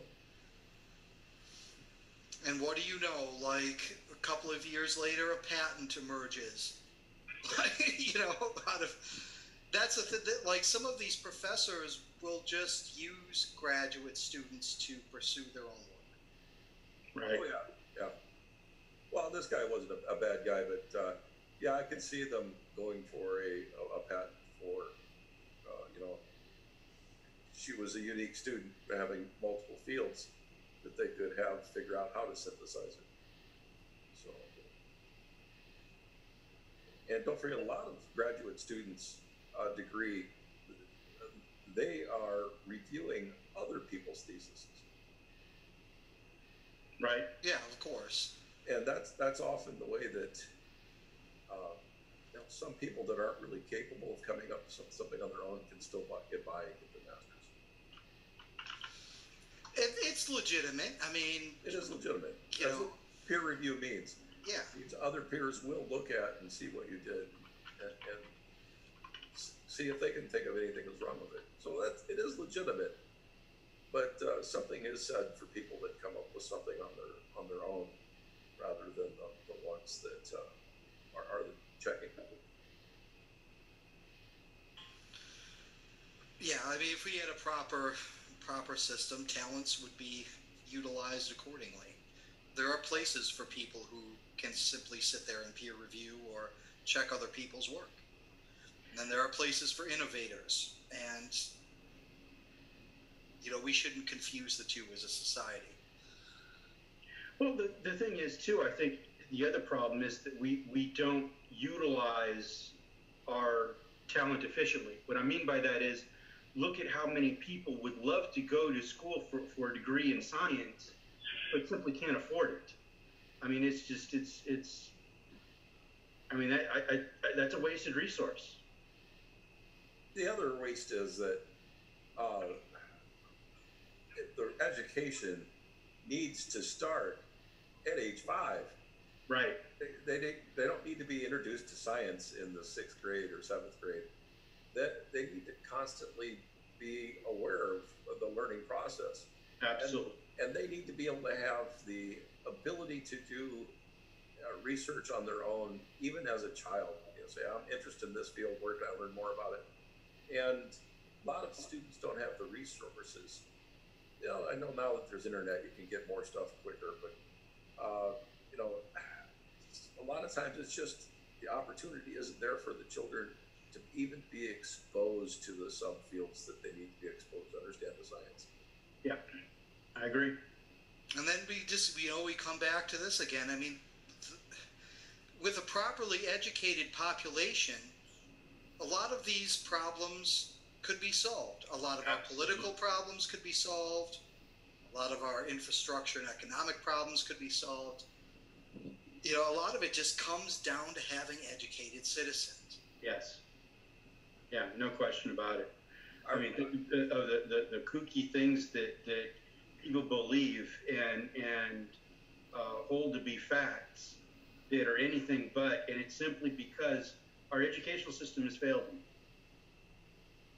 What really surprised me, I was in a psych class, and again, this is over 30 years ago, and their analysis is of what age children should be taking which coursework was that they thought that children should have the best opportunity to understand calculus at age 11. And most don't even hear the word until they're 15 to 16. Yeah. Another thing is they beat a lot of intelligence out of kids. Like when I was in 3rd grade, I could do long division like pretty much in my head. I didn't have to show my work, and I would get the answers right. Okay? Right. And they beat their goddamn method into me, and I can't do it anymore in my head. Like, I have to do long division on paper. Yeah. You know, but there was a time where I could do long division in my damn head, and you know, there needs to be a place for, you know, and some schools have it. Some schools have advanced placement for kids or whatever, but a lot of schools don't. And the teacher just, you know, follows a program and that's it. Especially with Common Core now. Common Core is such a fucked up system. Yeah. The parents can't help the kids. Like, the parents don't know the Common Core system. So when the kids come home from school and they're like, Mom, Dad, teach me how to add, and the parents can't help them add, then you know that there's a problem with your method. Yeah, because I've seen some of it. It doesn't make sense. Some of it is just... It makes its own sense, but the parents don't know it. Right. And half the teachers are confused about it. Right. I mean, it doesn't really make it, don't get me wrong, like, maybe it's just because I was raised this way. I understand what they're trying to do. They're trying to get, like, kids to understand what a variable is. Right.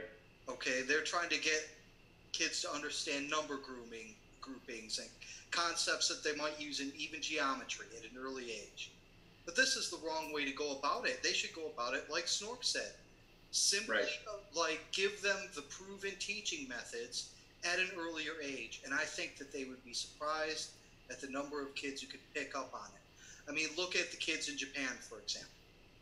Right. Like, they start taking, like, these advanced math courses much earlier than us. Much earlier, yeah. And they spend more time in school than our kids do. I mean, they just do. They because they realize what a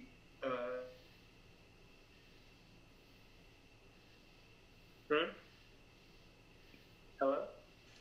Hello? I think Brahm. You still there, Eolas? No. I'm here. Okay. But I probably should break for tonight. It's Okay. like 30 over here. Gotcha. Have a good night, Eolas.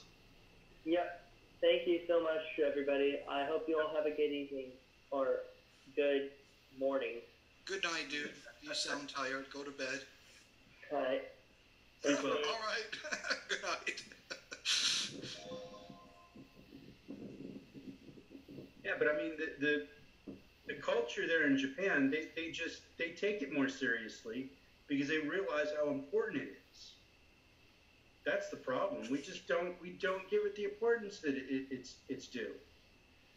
Well, we do worse than that. We give the importance not to,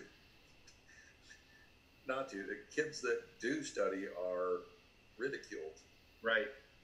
Yeah. Yeah, that's another problem, definitely. There's not, there's some things again, like you can put kids in advanced placement courses and you can do some of this other stuff. But then what you're doing is you're creating some in-group and out-grouping dynamics, which aren't healthy for kids necessarily.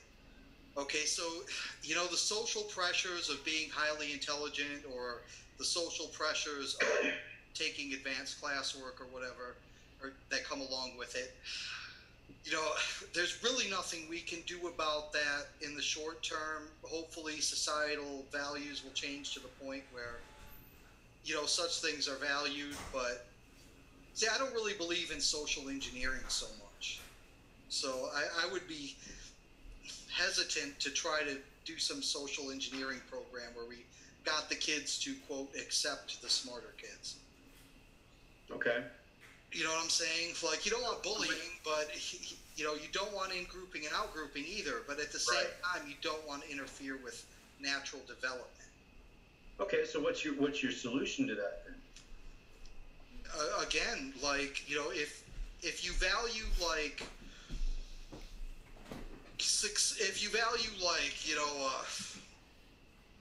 having, like, high intelligence or skills in specific fields as a part of the wider culture, eventually that will trickle down to the kids, and the kids will begin to value. Gotcha. I kind of disagree.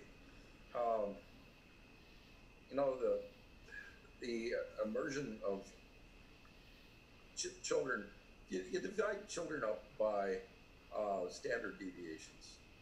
You have children that are out in the fourth standard deviation and above.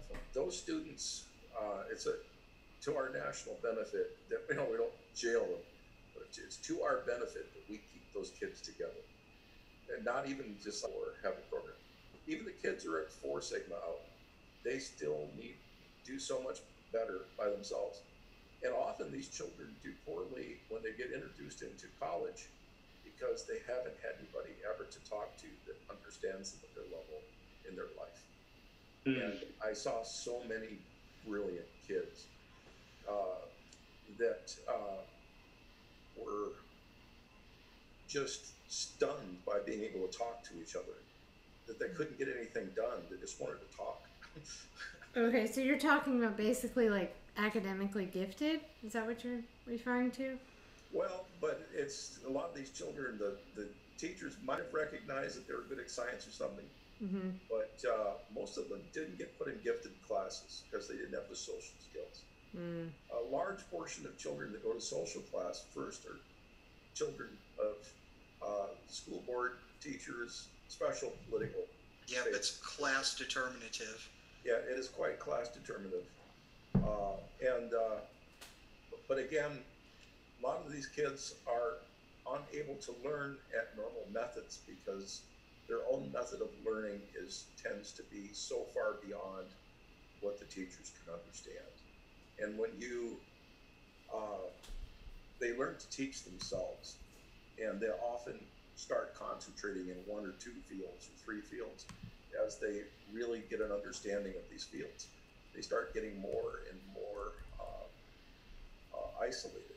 I'm actually helping a student like this that I met through the local hospital. They called me up and asked if I could help tutor one of their students, or not student in the hospital, but the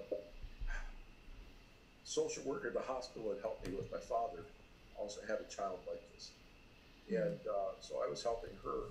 What do we do to keep her son able to deal with it and get along in society?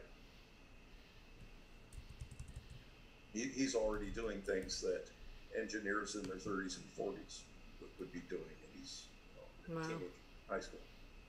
I was just looking for a video, but I think it's going to take me a while to find it. I'll save it for next time. When we're talking about like these exceptional, I mean, that's an extreme minority.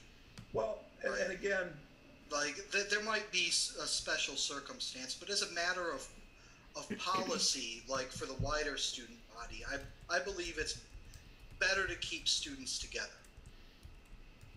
and then provide them extra programs aside from that than it is to begin segregating the whole school off into different little. But again, if they're within the